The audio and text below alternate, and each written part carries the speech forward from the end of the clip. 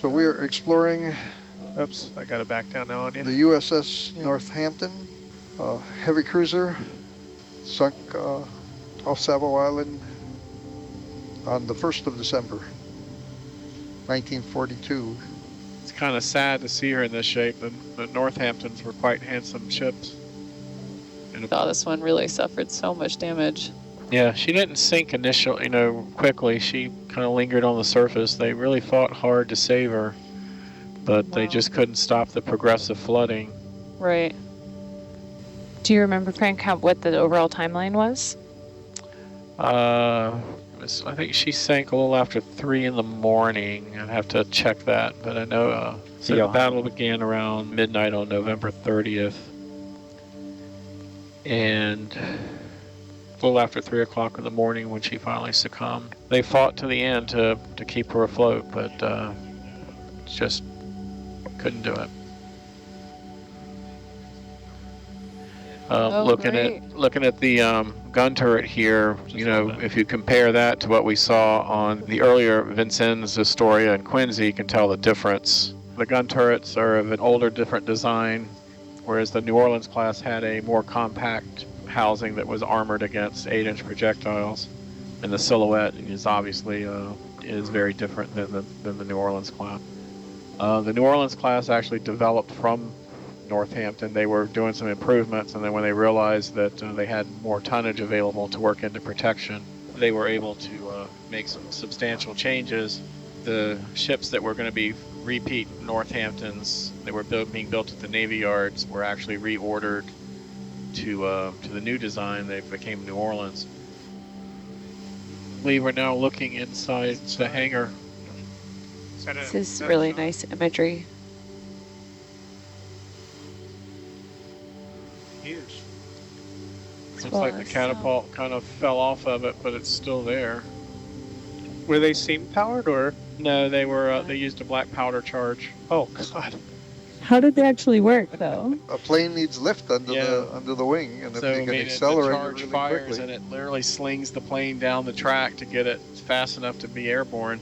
The problem with this design was these were mounted amidships, and of course it's a major fire hazard. Not only do you have the powder charges, you also have the fuel for the planes, and so we saw evidence of all of these cruisers when they were hit. That's all I got for you, Noel. I'm very sorry. devastated by fire, and it literally would cut the ship in two.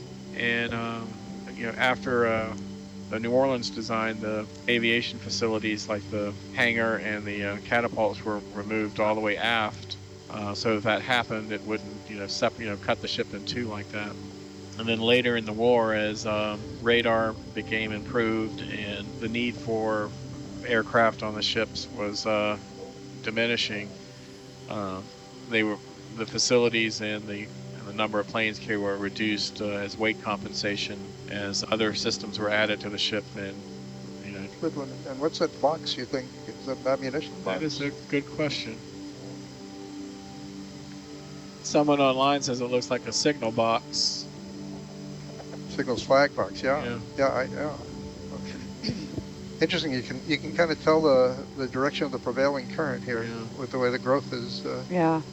Wow.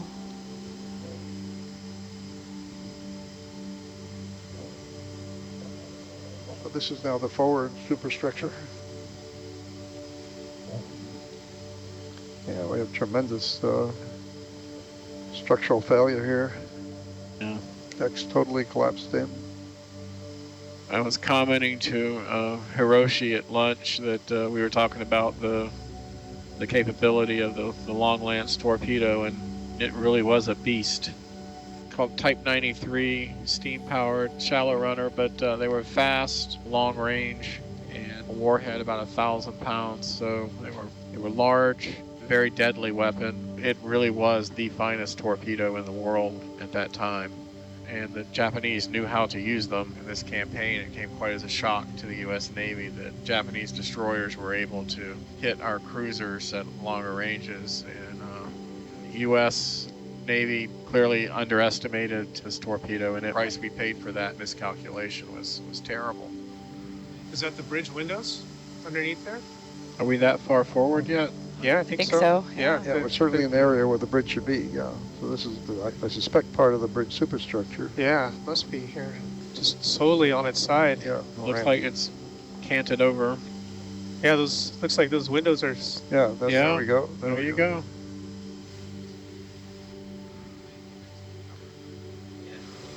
Should be coming up on the forward gun turret too. It is. It's just on my starboard side. Yeah. That's the back end of it there.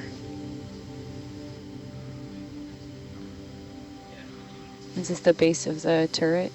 This should be the base deck of one house, of the yeah, turrets. the turret is attached to the top. Yeah. No, the turret didn't have portholes, did it? Did it?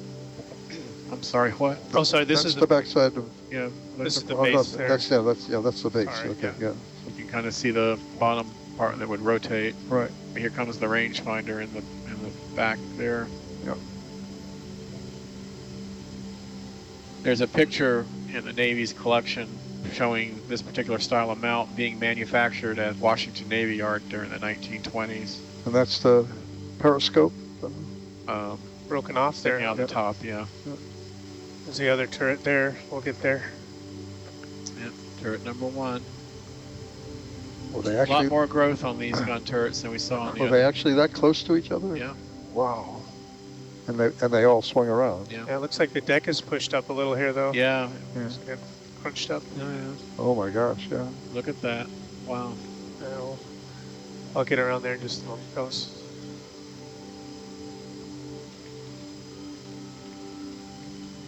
Is that a toilet? Or a sink. All right.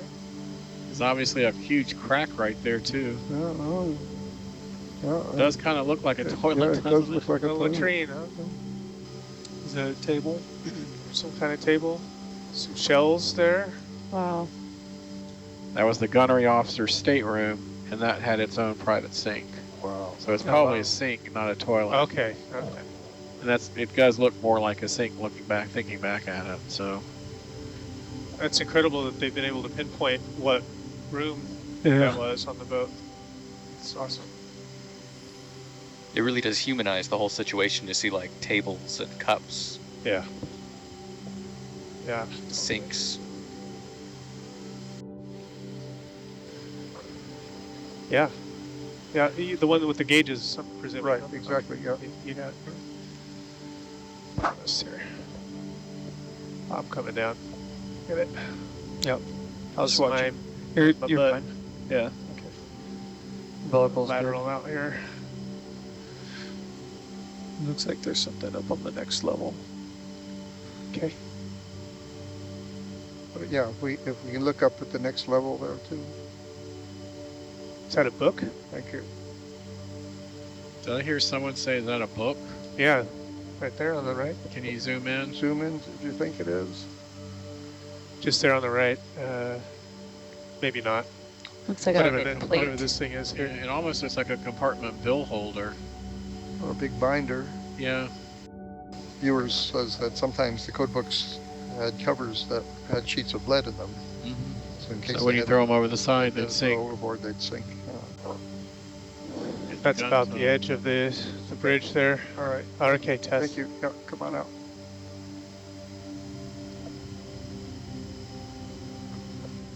So this is the larger piece of debris. Yeah.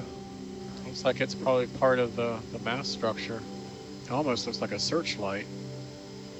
But Be a fairly massive searchlight, yeah. Or this isn't a turret, is it? From the should base? be a turret. We've accounted saw- for all of them. Okay, we Maybe saw all the turrets. Maybe the gun director.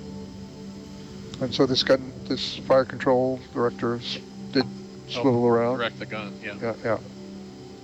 Looks like some kind of heat exchanger there. Cooler cooling. Is there anything beyond this piece of debris? Or is this as far as the sonar shows? So far, I don't see much else on sonar after this.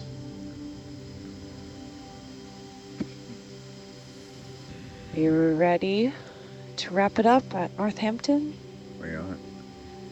That was a pretty incredible wreck. Thanks to everybody for joining who contributed as scientists ashore to share some more stories from this wreck. And to all of our pilots and team here for making that so successful. Wow, that's really good.